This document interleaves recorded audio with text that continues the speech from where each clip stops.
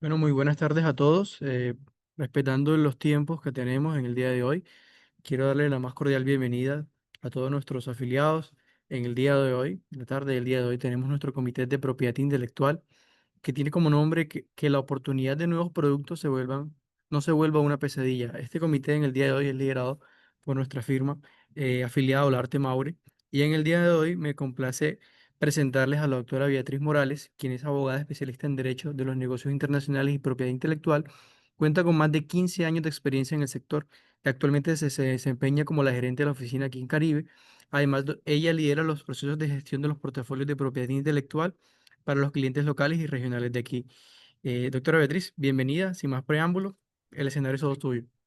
Gracias Álvaro, Gabriela y Amcha nuevamente por esta invitación. Para nosotros es un gusto estar aquí acompañándolos hoy con nuestro Eddie, nuestro director del área de inteligencia estratégica. Eddie es una persona que lleva más de 13 años trabajando en la firma. Actualmente, como lo mencioné, lidera un área que es transversal a todos los servicios de Olarte Moure. Eddie es ingeniero mecánico de la Universidad Nacional y es especialista en la gestión de la innovación de la Universidad Pontificia Bolivariana. Adicionalmente, es abogado. Es abogado de la Universidad Gran Colombiana, trabajó en el sector minero y agroindustrial en la Universidad Nacional. Bueno, y hoy en día ya se encuentra trabajando con nosotros, teniendo un largo recorrido con distintas áreas de la firma. Hoy vamos a hablar de una temática bastante interesante para todos los que se encuentran aquí presentes. Muchas personas creen que estos temas solamente están relacionados con las áreas que se encargan de nuevos productos, nuevos desarrollos, y nos hemos dado cuenta que no, que esto es una responsabilidad de las distintas áreas de una empresa que están en pro de la rentabilidad, del crecimiento de la empresa. Y la idea es que hoy este escenario sea para ustedes, pregunten las dudas que tengan en cualquier momento de la charla para que volvamos esto también mucho más dinámico. Así que bueno, nuevamente gracias por estar conectados y Eddie, adelante. Muy buenas tardes. Muchas gracias, Beatriz, Álvaro y Gabriela, por la invitación. También a la cámara, a Anshan por este espacio. Y esperando que este sea provechoso para todos. Y en eso también quisiera, antes de iniciar, eh, pedirles que esto sea como una conversación. Y en ese orden de ideas, cualquiera que tenga una apreciación, una duda, quiera hacer un comentario, siéntanse en la libertad de interrumpirme, abrir micrófono o, bueno, escribirme de pronto va a estar difícil porque no siempre voy a poder estar viendo todos los mensajes. Así que le agradezco de pronto, Beatriz, Álvaro, Gabriela, si hay algún mensaje que se mandó y no le he podido leer, por favor, compártanmelo y tratemos que esto nuevamente, como les digo, sea una conversación. En la tarde de hoy voy a estar hablando un poco de cómo gestionar ciertos riesgos, particularmente riesgos de inflación, sobre todo cuando uno quiere sacar nuevos productos o incorporar nuevos productos en un portafolio. Y es que, como indicaba Beatriz, muchas personas consideran que esto es un asunto ajeno a su práctica dentro del área en la cual trabajan para una organización. Generalmente se tiende a pensar que es del departamento legal. El departamento legal cree que como es nuevo producto, esto debería ser del departamento de nuevos productos. El de nuevos productos dicen que pues, ellos no hacen el desarrollo, por lo tanto debería ser del departamento de investigación y desarrollo. El de investigación y desarrollo dicen pues que ellos no tienen el entendimiento del mercado, que por lo tanto ellos nada más se dedican al desarrollo tecnológico, por lo tanto no deberían estar preocupados por eso y así sucesivamente. Casualmente comentaba ahorita que esta mañana tenía una conversación en otra organización y en esa mesa estábamos sentados personas, pues yo estaba como asesor, pero había personas del campo legal, del departamento de nuevos productos, del de investigación y desarrollo, del de innovación, del de mercadeo e incluso había personal de riesgo, porque precisamente por conversaciones previas todos pensaban que era responsabilidad de otro. Y producto de esa conversación que tuvimos esta mañana, lo que quedó plenamente claro es que es una responsabilidad conjunta, porque en el proceso de innovación y en el proceso de llevar hacia nuevos productos al mercado, participamos todos, solamente que todos vamos aportando en distintos momentos nuestro grano de arena, por lo cual al momento de sacar ese producto al mercado, como voy a mostrar más adelante, esa observación de evitar la infracción de derechos de terceros puede ser una obligación de todos. Que puede que haya un coordinador, sí, pero finalmente todos aportamos a que ese riesgo no se materialice o se disminuya. Entonces, eso es lo que quiero llegar hoy, también conectar un poco con el porqué de interés, porque me ha sucedido también que otras organizaciones consideran que este es un tema que solamente aplica a empresas tecnológicas entendidas bajo un mal entendimiento de tecnología, corrientemente asociado a tecnologías de la comunicación, es decir, a las TICs. Y resulta que yo puedo infringir derechos de propiedad intelectual de terceros, incluso con productos muy convencionales. Hace un año y medio aproximadamente, con una empresa, estuvimos hablando de un producto muy ya conocido por ellos y que habían visto en el mercado hacía 10 años aproximadamente, y que pensaban entrar a participar particularmente en el mercado estadounidense con ese producto, dado una oportunidad grande de mercado. Y había una resistencia a algunos dentro de esta organización a no hacer este análisis o unos análisis de riesgo porque decían, no, pues que eso ya lleva mucho tiempo en el mercado y mucho tiempo eran 10 años. Finalmente hicimos el análisis y producto final de este análisis llegamos a la conclusión que había un riesgo de infracción muy elevado en Estados Unidos, incluso con unas experiencias de terceros que ya habían tenido unas restricciones de entrada al mercado, precisamente por la existencia de un derecho de propiedad intelectual. Es decir, indiferente de si mi producto es muy nuevo o es un producto que ya en cierta forma es conocido en el mercado, yo puedo estar en situación de infracción de riesgo de derechos de terceros, sobre todo cuando voy o a participar en nuevo mercado, cuando hablo de nuevo mercado es otra geografía distinta a la que yo corrientemente he estado, o cuando voy a incorporar nuevos productos a mi portafolio, e incluso cayendo posibles en situaciones de infracción dentro de Colombia, o si voy con esos nuevos productos hacia otros mercados. Y voy a tratar de explicar esta tarde el por qué y qué elementos deberían tener presentes. Por eso también esta charla se titula que la oportunidad de nuevos productos no se te vuelve una pesadilla. No, por estar persiguiendo esa oportunidad y quizás buscar materializar esa gran oportunidad, que obviamente estamos hablando de dinero en este caso, que eso no termine siendo una, eh, un gran costo, eh, no solamente económico, por lo que pueden desprender de indemnizaciones y demás, sino también reputación. Entonces, eso es lo que quiero hablar la tarde de hoy. Nuevamente, cualquier pregunta, por favor, siéntanse en la tranquilidad y en la libertad de interrumpir. Bueno, entremos en materia. Ya les dije de qué se trata y lo que quiero es arrancar con un pequeño preámbulo previamente, antes de pasar al tema de libertad de operación como tal. Lo primero, para poder hablar de infracción de derechos de terceros, tenemos que entender qué es el derecho que se le concede a ese tercero cuando tiene una patente o a mí cuando tramito bien. Lo primero es que las invenciones, hablando del mundo de las patentes, las invenciones pueden ser de productos o procedimientos. Y aquí listo algunos ejemplos de lo que pudiese ser un producto: una máquina, un aparato, un dispositivo, una composición, una formulación, un principio activo. Por eso les digo, aquí es amplio y no solamente el cuajo es entendido, que a veces malentendido, que tenemos a veces que es solamente TICs. Entonces, por ejemplo, una nueva oportunidad de vender una máquina, bien sea aquí, o un aparato, un dispositivo, una composición, un ingrediente activo, aquí o Estados Unidos. Quedémonos en el alcance, digamos, de la naturaleza exportadora e importadora de lo que, para los que estamos presentes o afiliados a la Cámara, a ANCHAN. Hablemos solamente de Colombia y Estados Unidos para no ampliarnos y de pronto confundirlo. No obstante, esto que voy a estar hablando de, esto de Colombia y Estados Unidos también es extrapolable a cualquier otra jurisdicción.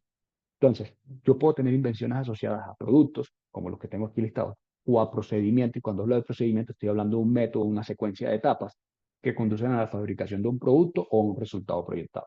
Es decir, alguien puede, yo o un tercero puede ostentar el derecho sobre una invención de alguna de estas dos categorías. Y cuando yo tengo ese derecho, ¿qué es lo que me da ese derecho? Me da un derecho de prohibir. ¿De prohibir qué? Si en el caso es una invención de producto, de prohibir a que terceros no autorizados fabriquen el producto, ofrezcan en venta, vendan, usen o importen el producto. ¿Cierto? Entonces, aquí vamos a comenzar a aterrizar cosas. Digamos que yo voy a exportar a Estados Unidos una, un dispositivo. Un dispositivo, ni siquiera voy a complicar, un dispositivo correspondiente a una máquina para fines agrícolas. Ya hablemos de cortadora o una máquina de una picadora especial, algo normal, que en el cual me di cuenta que hay una oportunidad de mercado en Estados Unidos, que me salen los costos de fabricación más económicos acá, y por lo tanto yo puedo fabricar aquí en Colombia y vender en Estados Unidos y tener, obviamente, la ganancia.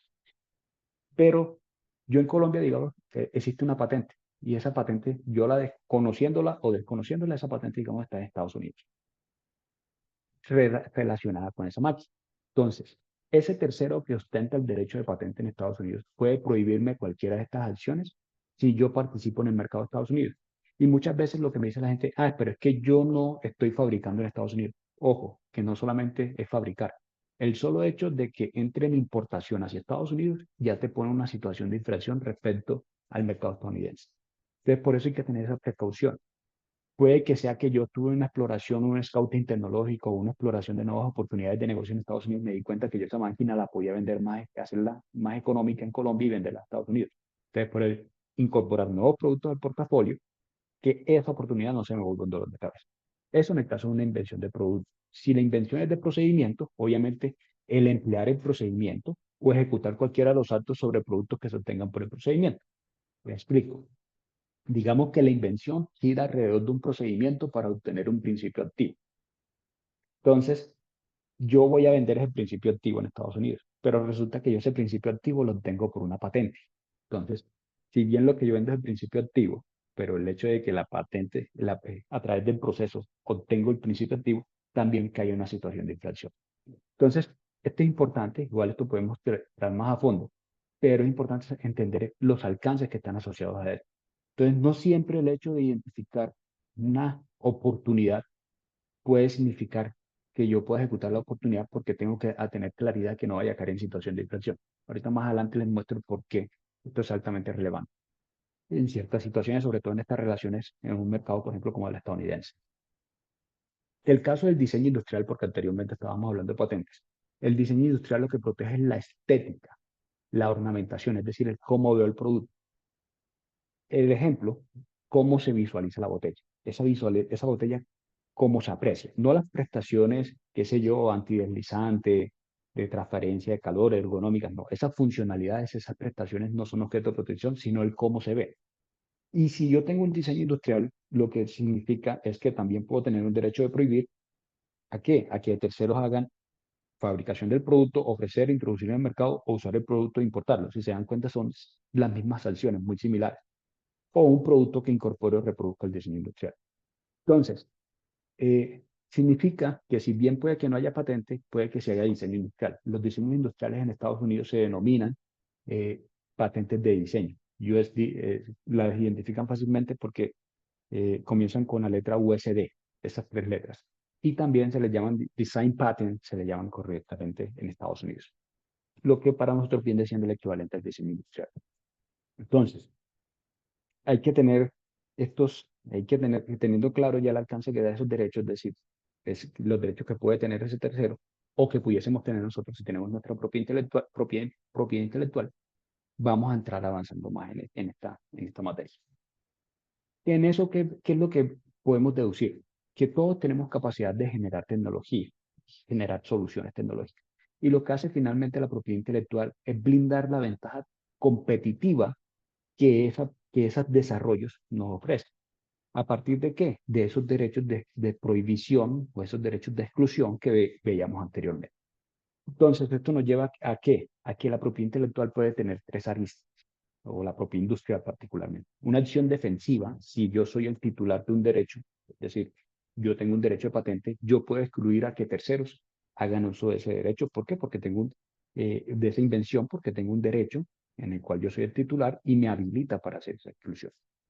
O una acción defensiva, si ese tercero me violenta, yo puedo hacer valer mis derechos y por ende atacar y solicitar indemnizaciones. O una tercera, que a mí me gusta mucho, es la oportunidad de negocio. Cuando hay, y sucede en varios sectores y entre organizaciones, tienen dos, y cada quien tiene su propio portafolio, pero se dan cuenta que si articulan y se permiten el uso autorizado del uno al otro, pueden tener unos mayores productos o productos de mayor valor presentes en el mercado y soportándose y haciendo negocios.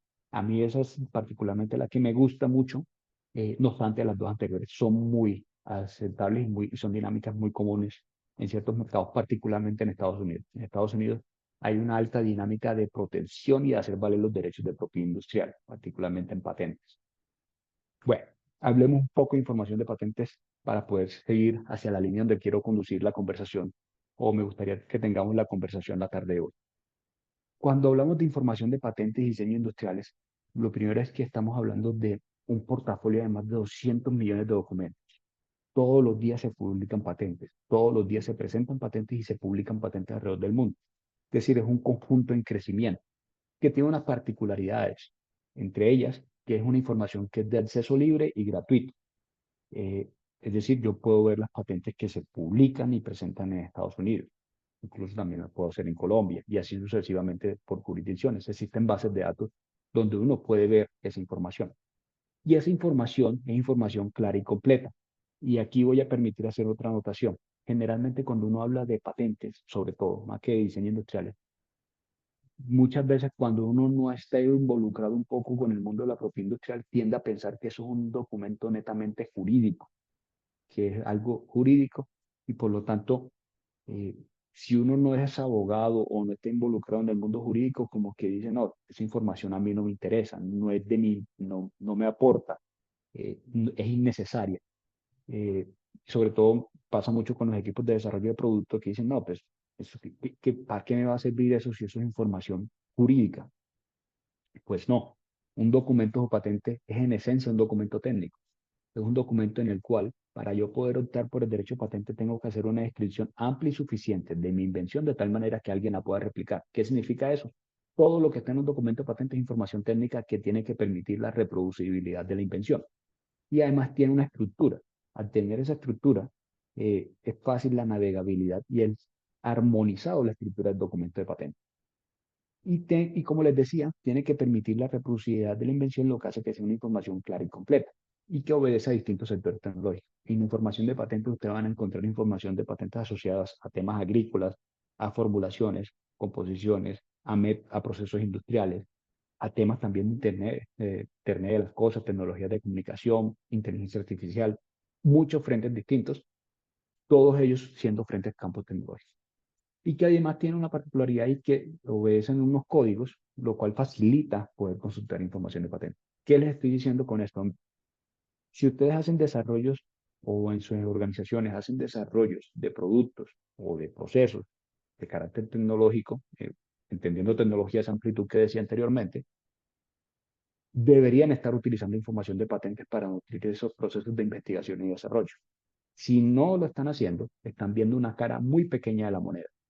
¿Por qué? Porque mucha de la información tecnológica que se divulga en patentes no se divulga en ninguna otra fuente de información.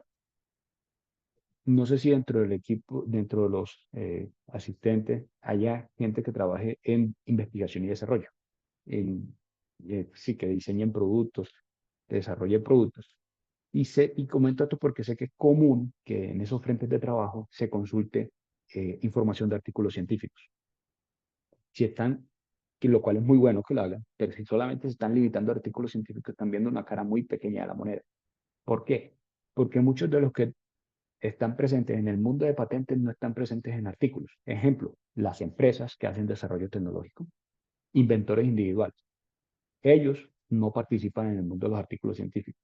Es decir, toda la información de los desarrollos tecnológicos de ellos que se protege vía patente no va a estar publicada en un artículo científico.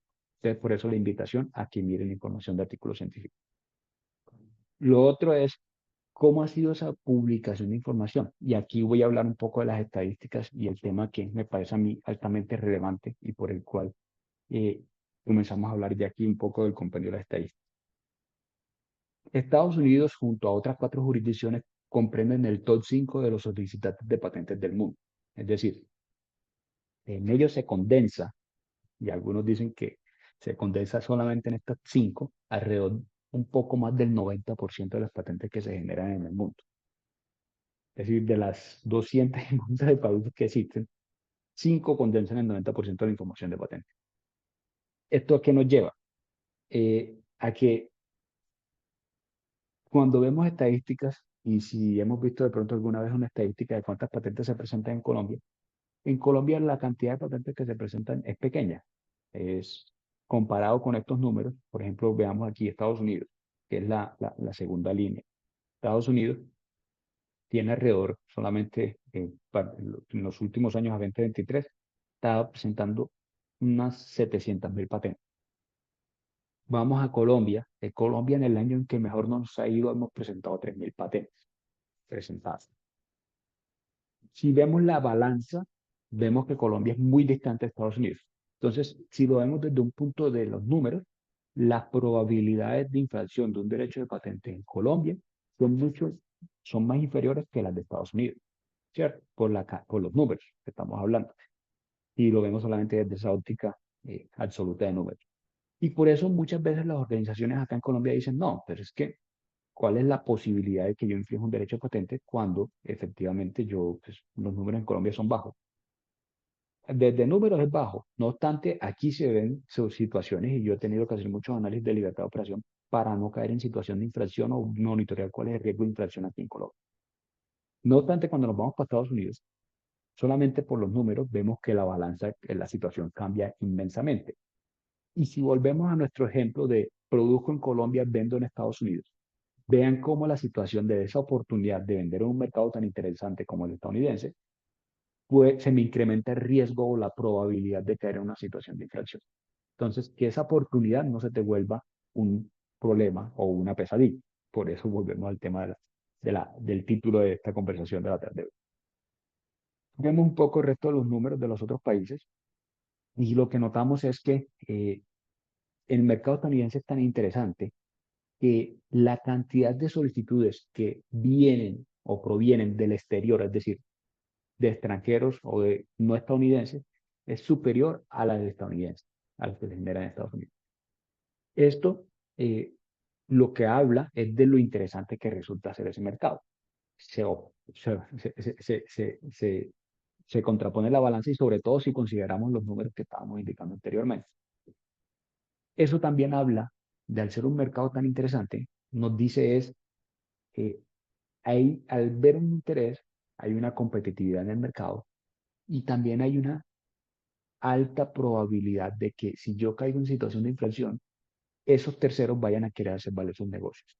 Y aquí quiero anotar algo antes de que se me pase y es, en, en infracción de patentes, eh, a diferencia de lo que estamos acostumbrados a otros entornos donde hablamos del bueno y el malo, la víctima y el victimario y todo este tema de conflictos jurídicos, cuando hablamos de infracción de patentes, eh, en- es muy común que esto pueda suceder. Ahora, lo común no significa que sea aceptable, pero lo que sí sucede es que muchas veces el titular del derecho, es decir, a quien le infringe la patente, va a solicitar una compensación. Y también, muy comúnmente, va a solicitar que se establezca algún negocio entre ellos. Entonces, la infracción de patentes casi siempre resuelve vía acuerdo entre las partes, o lo que denominamos los abogados acuerdos de transacción, donde las partes llegan a un acuerdo sobre el negocio corrientemente asociado a una licencia, a un licenciamiento, a no ser que el titular del derecho no tenga un interés de licenciamiento porque le es suficiente con su explotación directa. Y ahí ya veremos situaciones. Pero lo que quiero decir en esto es que cuando estamos hablando de infracción de patentes, estamos hablando más bien de las posibilidades de unas aperturas de negocios entre las partes, diferente a la concesión que corrientemente tenemos sobre otras controversias judiciales, y más en un país como el nuestro, pues, que no vamos a caer en detalle, pero donde generalmente siempre vemos la situación judicial como una disputa entre el bueno y el malo, la víctima y el victimario y demás. En cambio, en situación de infracción de derechos de propiedad industrial, particularmente patentes y diseño industriales, siempre lo vemos como un tema de buscar cuál es el negocio y el acuerdo entre las partes. Entonces, siguiendo un poco con las estadísticas, aquí veamos los números, ya ustedes pueden ver según la escala sacar los números, pero vayamos al caso de Colombia, donde les decía que Colombia, por ejemplo, en 2023 incluso bajó, llegamos a una número de 2.000, el año que mejor nos fue, fue aproximadamente el 2018, donde llegamos a unos 3.000, pero vemos que los números estaban muy distantes. Esto tiene dos aristas. La primera, hay una probabilidad, y hablo de probabilidades más no de absoluto de que no va a pasar, pero hay menor probabilidad de infringir patentes en Colombia, dados los números, lo cual habilita o abre la puerta, más bien que habilitar, abre la puerta de la opción de aprovechar tecnología desarrollada por terceros para hacer explotación de ellos en Colombia, dado que los números nos tienden a favorecer. ¿Qué significa esto? Tenemos que verificar que esos derechos no estén vigentes en Colombia y así los podemos aprovechar tecnológicamente. Si ven los números de las probabilidades de protección, probabilidades son bajos. Pero al mismo tiempo, cuando voy a hablar de otros mercados extranjeros, es decir, de ya salir de las fronteras de nuestro país y ir a exportar el negocio de comercio internacional, tenemos que ver que no caigamos en situación de infracción en esas otras jurisdicciones. Entonces, hay la ventaja es, o la oportunidad es de aprovechar tecnología disponible en Colombia. El riesgo se variará según cada jurisdicción, siendo obviamente en aquellas jurisdicciones donde hay mayor actividad de patentamiento, como veíamos en las estadísticas, un riesgo de probabilidad mayor. No sé si soy claro en este mensaje, si de pronto alguien no me comprende o no he sido lo suficientemente claro, por favor díganme. Y vuelvo nuevamente, las preguntas está abierto porque esta es la idea, es que es una conversación.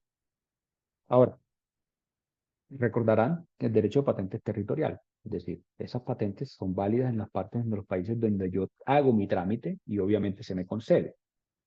Por lo tanto, y por eso volvemos al tema de las probabilidades, jurisdicciones donde no haya la patente o donde hayan derechos asociados, que son jurisdicciones donde puede haber una explotación directa porque no existe tal cosa como la patente mundial. Las patentes son territoriales.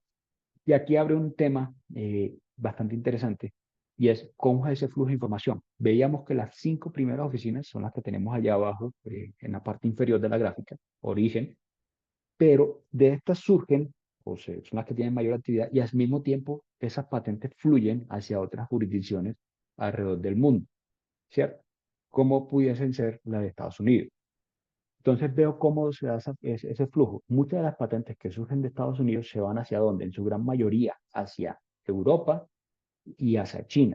Y ya después comienzan a distribuirse en otras jurisdicciones en menor número, como son Japón, Corea, India y demás. Algunas llegan a Colombia, pero no somos como el país más de esas mayor incidencia o mayor interés en volumen de las patentes. Y así también vemos, por ejemplo, las chinas, muchas de las chinas se van para Estados Unidos. Es decir, si vemos esta gráfica, nos está diciendo es, entre ellas mismas, entre las mismas top 5, de las que salen de ellas, llega a alguna de las otras que también son parte del top 5, la gran mayoría. Y ya después comienza a distribuirse en menor escala, lo cual también habla de lo que, o da razón de lo que estábamos hablando anteriormente. O sea, vuelve y juega un poco las estadísticas, los números, nos ponen en una situación de cierta ventaja en cuanto a que podemos hacer un aprovechamiento desde un punto de vista probabilístico o meramente estadístico, de aprovechamiento de esa información para desarrollo tecnológico de nuestras empresas, de nuestras organizaciones. No obstante, tenemos que tener las precauciones que no vayamos a caer efectivamente en una situación de infracción y que también no vayamos a caer o partir del hecho que efectivamente podemos explotar de esto. Entonces, fabrico en Colombia y puedo vender en cualquier parte del mundo. Ojo, porque si me voy a ciertos mercados, como puede ser el estadounidense, o bueno, aquí voy a abrir un poco, el europeo, el chino o el japonés o el coreano, por los números las probabilidades ya no son las mismas que las de Colombia y puede que allá sí sea mucho más materializable un riesgo de infracción. Algunas de diseños industriales. Ve, aquí pues, vuelvo y juegan los números, si se dan cuenta, vuelvo y repiten las mismas 5. Ellos son tanto líderes en patentes como en diseños industriales. Y vemos un poco cómo funciona en Colombia. En Colombia son los números, vuelve y vemos la misma situación de patentes, vuelve y pasa con diseños industriales, en cuanto a que los números nos dan cierta opción de probabilidad. Mm, es decir, estoy comunicando que para el mercado colombiano hay una gran oportunidad de hacer uso de esa información que está disponible para aprovechamiento y desarrollo de tecnología o incluso involucrar nuevos productos en nuestro portafolio, lo cual lo que sí les invito es no caigamos, tengamos la certeza de que no vamos a infringir derechos de terceros. ¿Cómo fluyen esos diseños? Es decir, de los países que surgen hacia donde generalmente se distribuye, situación muy similar a la que estábamos viendo en el tema de las patentes. Mismas dinámicas. Entre ellas mismas, entre esos mismos top 5, se comunican. O sea, mucho de lo que se genera en Estados Unidos en gran medida se da para China, tanto en patentes como en diseños industriales, y viceversa. Eh, y esto también da razón de los mercados principalmente de interés. Mm, incluso, y aquí de pronto si alguien tiene algún comentario me gustaría escucharlo, eh, casi siempre cuando alguien quiere aperturarse a mercados en comercio exterior, generalmente tiende a mirar estos mismos países que estamos viendo en pantalla, es decir, Estados Unidos, de pronto China, pero ya he notado cada vez más interés de ciertas personas de ir a China, Europa, obviamente Reino Unido, Japón, vemos eso, entonces vemos esas relaciones, países europeos, y muy poco, pero en algunos casos países latinoamericanos, pero generalmente son estos, e incluso Canadá, por ejemplo, otros mercados que yo he notado que hay mucho interés. Entonces, ¿por qué? Porque el tema de la moneda, mayor capacidad de pago, incluso las relaciones que tenemos, por ejemplo, con Estados Unidos, facilita el comercio internacional, la facilidad de los negocios, la facilidad de volar, tener una reunión, es mucho más fácil que incluso muchas otras jurisdicciones, incluso de aquellas que en distancia pueden estar más cerca que nosotros. Entonces, por eso tenemos una preferencia, una inclinación natural hacia ciertos mercados, como el estadounidense, pero eso al mismo tiempo significa que hay que estar observando que no vayamos a caer en situación de inflación. Entonces, para evitar eso, o para evitar, para gestionar ese riesgo, ¿qué es la recomendación que se debe hacer? B, lo que deberíamos estar haciendo es este tipo de análisis, lo que se llama una libertad de operación, o lo que se denomina en inglés Freedom to Operate o FTO, FTO. No sé si alguno ha escuchado hablar de este término anteriormente, pero este es el término, el ejercicio que nos gustaría y los invitamos a. Bien. Veo que hay un comentario en el chat, déjenme, yo lo abro, por favor. Eh, me está diciendo que tiene que usar esto, pues, vale, que te vaya muy bien los elementos. Entonces, estas libertades de operación, la invitación es incorpórenla dentro de su análisis o incluso dentro de aquellos análisis de mercados que ustedes hacen cuando van a incorporar un nuevo producto al portafolio, bien sea para comercialización directa aquí en Colombia o comercialización hacia otros países, eh, particularmente países donde las estadísticas no nos son tan, digamos, tan favorables como la colombiana, hacia Estados Unidos. No sé si alguno cuando ha firmado un contrato generalmente incorpora una cláusula de indemnidad. En esa cláusula, a veces revisamos los contratos y yo he visto cada vez más esa cláusula. En esa cláusula hay una parte básicamente que dice que cualquier reclamación que pueda hacer un tercero en razón de propiedad intelectual será asumible por el proveedor. Si nosotros no somos conscientes de lo que estamos firmando al aceptar esa cláusula, básicamente lo que estamos aceptando también e indirectamente es que cualquier reclamación en propiedad intelectual que reciba nuestro cliente en razón de un tercero, de ser un tercero le dice que está infringiendo su derecho patente, nosotros como proveedores tenemos que salir a defender y asumir todos los costos que es que nuestro cliente pudiese estar, que se le pueden estar causando a nuestro cliente en razón de indemnizar derechos de terceros. Eso que está hablando es de propiedad intelectual de fondo. Eh, yo sé que pues, estamos en un espacio abierto, de pronto sé que varios la han visto esa cláusula, de pronto muchos lo han aceptado, la han firmado, eh, siendo conscientes o inconscientes del alcance de esa cláusula. Pero lo que para uno puede firmar una cláusula de eso, lo que debería saber es, o por lo menos previamente, es monitorear cuál es el riesgo de que esa cláusula se materialice y por lo tanto sea ejecutable. ¿Y eso cómo lo hacemos? Desde un análisis de libertad de operación. Es decir, a revisar qué tan probable es que yo infrinja o que se infrinja un derecho de un tercero en esos mercados donde yo he firmado una cláusula de indemnidad. Y más cuando, por ejemplo, esos contratos, si el litigio se da en otras jurisdicciones, todo lo que implica es, todo lo que implica que costos de abogados en otras jurisdicciones, en algunos casos traducciones, particularmente aquí en este caso, pues obviamente van a tener traducciones. Entonces, lo que queremos compartir esta tarde es cómo gestiono el riesgo asociado a la aceptación de una cláusula de esa o incluso a, si no hay esa cláusula, pero media cierto acuerdo en tema reputacional.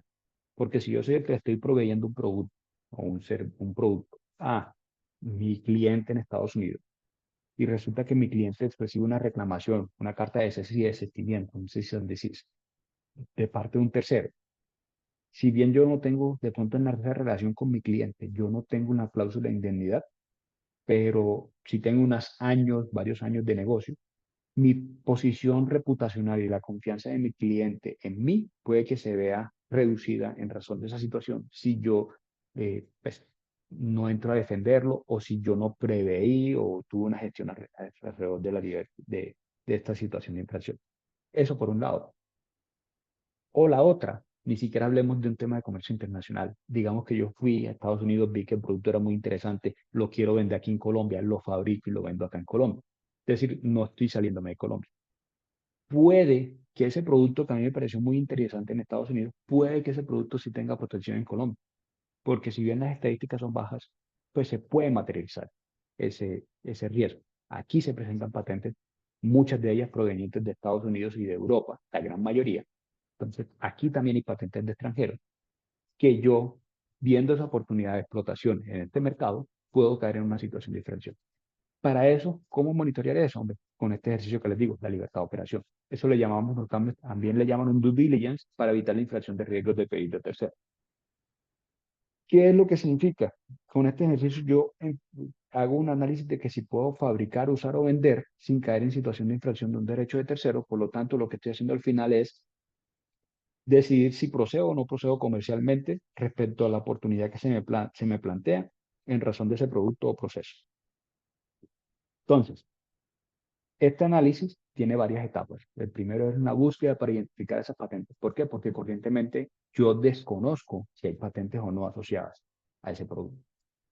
Y también, entonces, tengo que identificarlas para posteriormente hacer ese análisis para saber si me limita o no el alcance de mi derecho. Ahorita al final les voy a tratar con un ejemplo, explicar incluso en situaciones sencillas cuándo pasa eso. Entonces, con ese análisis o con este análisis, lo que yo busco es, o llego a ciertas conclusiones. Una conclusión puede ver si hay una conclusión de infracción, esto en razón del alcance que está dado en las reivindicaciones o los diseños. Me explico en esta parte. El solo hecho de que exista una patente no significa que yo esté ya en situación de infracción. Tendría que verificar si el alcance del derecho que tiene esa patente es suficiente para bloquearme. Y eso donde lo miro en la reivindicación. Entonces, revisando las reivindicaciones, yo puedo ver si en verdad estoy o no dentro del alcance de esa patente. Y en algunos casos es necesario revisar otros cuerpos, otros apartes del documento de patente. Entonces, vean que este análisis es un análisis técnico-jurídico. Técnico en cuanto a que hay una comparación técnica entre mi producto y lo que está reivindicado en la patente. Y jurídico desde la óptica del alcance que se lo haya otorgado o que esté pretendiendo esa patente, si en verdad entre la técnica de redacción a un momento de interpretar las reivindicaciones cobija o no mi producto de interés. Entonces, es por eso que también estos análisis los hacemos en dúo entre un abogado y un técnico, incluso a veces involucramos más de una persona, pues más de dos, para poder tener mayores aristas y mucha criticidad respecto a esa comparación. Entonces, con eso es que uno llega al punto de evidenciar la posibilidad de riesgo de infracción de un derecho de tercero, no solamente por el hecho de la existencia del derecho. Me explico también y aquí me da para darme una opción. La mera existencia del derecho no implica necesariamente la infracción de un derecho. La mera existencia del derecho lo que me da es un indicio y genera una anotación adicional de una mayor observación y un análisis más crítico al momento de ver si hay una infracción o no. Los costos, hombre, los costos varían. ¿De qué dependen? Primero, ¿de dónde quiero hacer el análisis? ¿Por qué? Porque no es lo mismo hacer un análisis de libertad de operación para Estados Unidos, donde la interpretación de las reivindicaciones es distinta y también el análisis de los riesgos durante un litigio son distintos, a si lo hago en Colombia o incluso si lo hago en Ecuador. Porque además hay unos costos ocultos. Por ejemplo, en el caso de Ecuador toca acceder a unas copias que toca pagar para acceder a esas copias y son relativamente considerables, también teniendo presente que Ecuador está dolarizado. Y tiene las etapas que les decía anteriormente, una búsqueda, una categorización de la relevancia, un análisis de infracción y obviamente por último la decisión de si continúo o no continúo. Esa decisión puede tener varios frentes y es digamos ya la parte de la gestión del riesgo en sí. Es decir, qué decisiones tomo, cómo gestiono. Me explico. Existe una patente concedida. Digamos que la pregunta es, ¿existe una patente concedida o en trámite que cobija mi tecnología de interés? Entonces, las opciones son, si está en trámite, yo puedo presentar oposición. En trámite o por concesión. Eso es un tema particular. ¿Por qué? En Colombia, una vez se publica la solicitud de patente, se abre una ventana, un periodo para presentar oposiciones que son hasta 60 días hábiles posterior a la fecha de la publicación. Todavía la patente no se ha concedida. ¿Qué es lo que habla ese periodo de oposición? Yo como interesado, si me doy cuenta que hay una solicitud de patente que puede significar un riesgo para mi operación en el negocio y que además yo tengo algunos argumentos para poder justificar el por qué esa patente no debería ser concedida, pues puedo presentar una oposición, obviamente bajo unos lineamientos, unos argumentos que puedes poner. Y ante eso, la oficina la va a recibir, el tercero, el solicitante va a tener que argumentar por qué esa oposición procede o no procede, y finalmente el examinador puede tomar una decisión en razón de la información que yo le comparto. Entonces, es decir, esas acciones de presentar oposiciones me ayudan a reducir ese riesgo. ¿De riesgo de qué? De que esa solicitud de patente no se conceda, o si se llegase a conceder, sea de un alcance tal que ojalá esté lo más distante de mi producto que yo quiero sacar al mercado o que ya tengo en el mercado. Entonces, esa es una acción y es presentar oposiciones, pero esa es válida cuando estoy en trámite. En Estados Unidos, esa ventana es posterior a la concesión. O sea, es decir, para yo hacer lo mismo que yo hago en Colombia, de presentar oposiciones, eso en Estados Unidos, después de la primera concesión, que se abre una ventana para que quede la concesión en firme, y durante ese periodo yo puedo presentar lo que llamaría lo equivalente de acá de las oposiciones. Pero si la patente ya ha sido concedida, es decir, no estamos hablando de una patente en trámite, sino que ya el derecho ha sido concedido, tengo distintos frentes para, o distintas acciones, opciones que pudiese estar escogiendo. Ofensiva es buscar la nulidad de esa patente, es decir, atacar la validez de la patente. En el caso de Colombia, eso se hace a través de una acción de nulidad. En Estados Unidos también es una acción de invalidez. Esos trámites en Colombia son largos. No sé si alguien ha emprendido alguna vez una acción de nulidad contra un acto administrativo, pero son trámites bastante demorados. Incluso en Colombia hay casos que llevan más de 5 años. Entonces, para que se hagan la idea, ¿qué significa? Que si yo me voy por esa opción, voy a estar mucho tiempo en una zona gris porque puede que me acepten la nulidad o no me la acepten. Es decir, puede que finalmente concedan la nulidad o no la concedan. Y durante todo ese periodo voy a estar en un sinsabor, en una zona gris allí. La otra opción es la pasiva. ¿Y es la pasiva? Esperar que venza el derecho. El derecho de patente tiene un término que son 20 años, contados desde la concesión. Si por algún motivo, esto puede ser una buena opción, por ejemplo, si yo me di cuenta que efectivamente encontré una patente que está vigente y que esa patente, si yo salgo al mercado, voy a infringir esa patente, pero resulta que a esa patente le falta un tiempo tolerable que yo me puedo aguantar eh, hasta que se venza, qué sé yo, un año, 6 meses, que se va a vencer en un año, se va a vencer en 6 meses. Incluso he tenido clientes que me dicen, no, yo me puedo esperar 2 y 3 años, porque lo que hago durante esos 2 y 3 años hasta que venza el derecho es irme preparando. ¿Preparando cómo? Modernizando mis líneas de producción, eh, de pronto haciendo pruebas, es decir, no cayendo en las acciones de infracción, quizás definiendo proveedores para poder hacer la producción.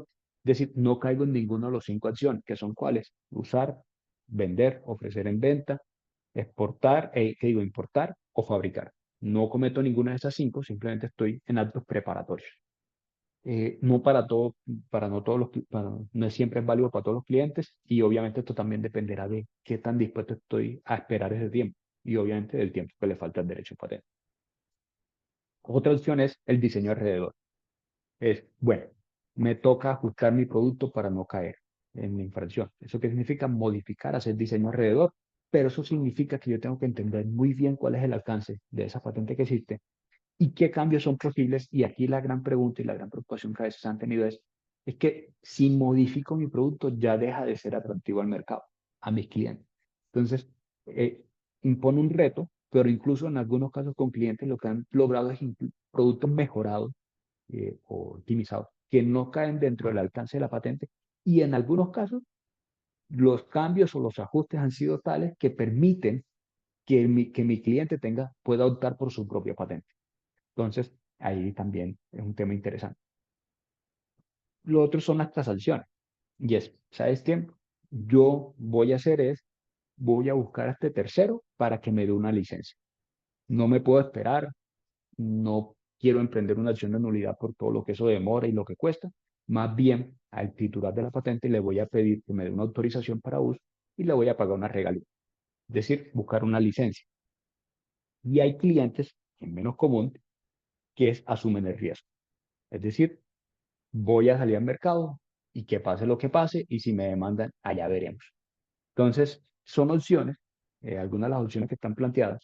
A hoy lo que yo veo todavía mucho en el mercado es no asumimos el riesgo, sino que no somos conscientes del riesgo y nos vamos al mercado y después posteriormente estamos recibiendo esas cartas de cese y desistimiento con todas las consecuencias que ellas puedan significar. Por ejemplo, en alguna ocasión vi las consecuencias de un cliente recibió una carta de cese y desistimiento porque básicamente él estaba en una función de suministro de ciertos componentes a una empresa en Estados Unidos. Es decir, él estaba vendiéndole unas máquinas, unos aparatos a una empresa en Estados Unidos. Esa empresa en Estados Unidos posteriormente recibió una carta de cese y desistimiento por un tercero, también en Estados Unidos, y esa misma carta también de cese y desistimiento se le comunicó a mi cliente. Y el riesgo allí, porque básicamente podía decir, sabe que no sigo vendiendo en Estados Unidos, el riesgo era que en esa relación comercial que él tenía con su cliente en Estados Unidos, tenía un compromiso de suministro por 5 años.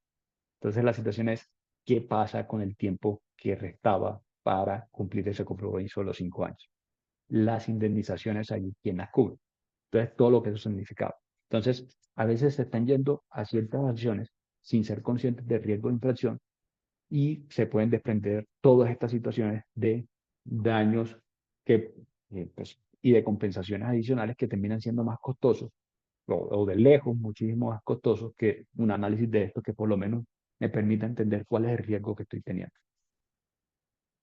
Un ejemplo sencillo, pues, aquí, simplemente de cosas que puede ser.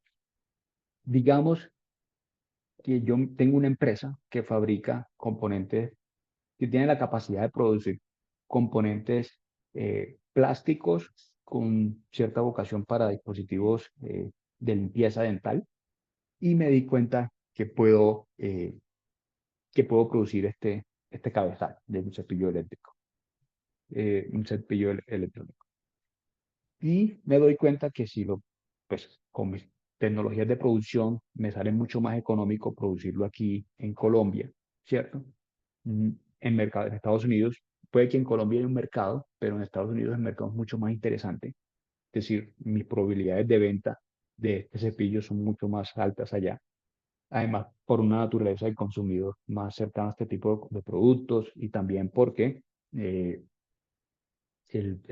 pues, el mercado está más dispuesto a pagar por un producto un poco más costoso comparado con el cepillo convencional. Entonces, hay un mercado natural ahí. Yo me doy cuenta que lo puedo hacer. Entonces, el riesgo es, si lo hago, pues puede que en Colombia no haya patente, pero cuando lo vendo en Estados Unidos, puede que esté cayendo en situación de infracción del titular de una patente allá. Entonces, hacer un análisis de libertad de operación para ver si caigo o no en esta situación de infracción. Pero entonces, hay veces que me dicen, no, pero igual yo no lo hice igual, o sea, yo lo avancé. ¿Qué lo avancé? Me di cuenta que el cabezal que se conecta, es decir, la parte de la base que se conecta con el mango del cepillo electrónico, yo lo optimicé. ¿Por qué? Porque el producto que está normalmente en el mercado me di cuenta que tiene el ajuste es menor, se desacopla más fácil y tiende a dañar los engranajes de conexión. Entonces yo lo que hice fue que lo mejoré, eh, lo hice con unos acoples distintos, unos mecanismos de aseguramiento distintos que garantiza que no se desacople y que no desgaste los cabezales. Y quizás esa mejora o ese optimización me dé para tener mi patente. Entonces, hay clientes que me han dicho, no, pero yo cómo voy a infringir la patente de otros si es que yo tengo patente. Es decir, yo tengo propiedad intelectual, ¿por qué voy a infringir la otra? ¿Cómo así? Y aquí es importante algo. Patentes no infringen patentes. Productos son los que infringen patentes. O como dice un colega mío, de una forma más coloquial, para que lo tengan, perro no come perro, patente no infringe patente. Producto es el que infringe la patente. Entonces, ¿a dónde voy esto? ¿Por qué puede que se dé la situación? Porque si yo no he visto el alcance de la patente que ostenta ese tercero en Estados Unidos, puede que se dé la situación que indiferente de las modificaciones que yo le haga a ese mecanismo de acople, igual esté dentro del alcance de la patente del otro, a pesar de que yo tengo patente. No sé si me voy a entender esa parte y si es claro. Por favor, les pido si me confirman, porque yo sé que esto a veces puede ser un poco confuso, parece un juego de palabras, pero que me confirmen esa parte si logro transmitir la idea detrás de este tema de que las patentes no infringen patentes, sino el producto como tal es el que infringe las patentes. E incluso lo que sucede a veces es que lo que sí puede estar sucediendo es que si yo tengo patente y el tercero tiene patente y el tercero se da cuenta de mi mejora que yo tengo patentada, lo que sí puede suceder a veces es que el tercero diga, ¿sabes qué? Me interesa tu mejora. Pero para que él pueda utilizar mi mejora, ¿qué va a tener que va a tener que solicitar mi autorización? Entonces puede que se dé algo que se llama licenciamiento cruzado. Y es decir, yo te dejo utilizar tu patente, mi patente, pero tú también me dejas utilizar la tuya. Es decir, nos autorizamos mutuamente. Y ahí es donde comienza el otro poder de las patentes y de la propiedad industrial.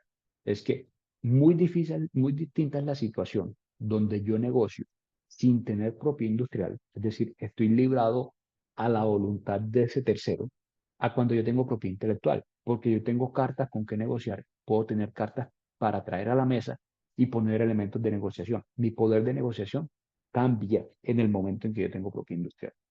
Entonces, ¿a dónde voy con esto?